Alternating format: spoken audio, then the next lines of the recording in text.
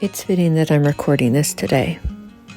It's June 29th, 2023, and it's the 3rd anniversary of my mom's passing. You don't have to look beyond my mom to understand why I want to be a social worker. She was born a helper, and when I say she lived a life of service, that is not a passive statement. She defined the statement, and she taught us by example. She wasn't boisterous about it. She just got things done. In my personal statement when I applied to USC, I described her guidance as help your brother, help your sister, help a neighbor, help a stranger. It was innate in her. Knowing when someone needed help was her sixth sense. I think because we grew up under this selfless example, helping became a part of us too. I have her sixth sense. Becoming a social worker at the age of 50 is a return to my original calling. When I graduated high school in 1992, that was the goal. Social service in some capacity. And after a couple kids and a couple husbands, I'm getting back to me. Throughout those years, my mom stood by my side. Never judging, never overstepping, just solid support. Empathy embodied. She was such an example.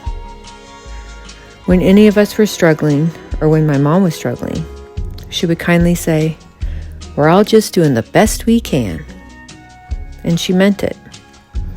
It wasn't a pass or an excuse. It was an acknowledgement bestowed in the most gracious way. She could calm people with a simple glance. Everyone was welcome. There were no outliers. If there were, she would quickly find them and they'd be tucked under her wing. When my mom was diagnosed with early onset Alzheimer's disease, it became our turn to take care of her. Alzheimer's is a brutal and nasty disease. It robs you in so many ways. And your ransom is paid as you grieve the living, clinging to the slightest hope that the light will return to their eyes and they will remember. A friend who also lost her mom to Alzheimer's told me her heart remembers. And those became the truest words. My mom experienced joy until the end. She would give that slight smile and the occasional side eye. So maybe she was judging us just a little more than we ever knew. But even with Alzheimer's and the loss of mobility and speech, she was still teaching us. She taught us the honor of caring for someone who cannot care for themselves, to speak for those with no voice, and to advocate for those in need. What a gift. When people say I'm like her, I almost get embarrassed. No shot. Not even close. But I will say, I endeavor to be.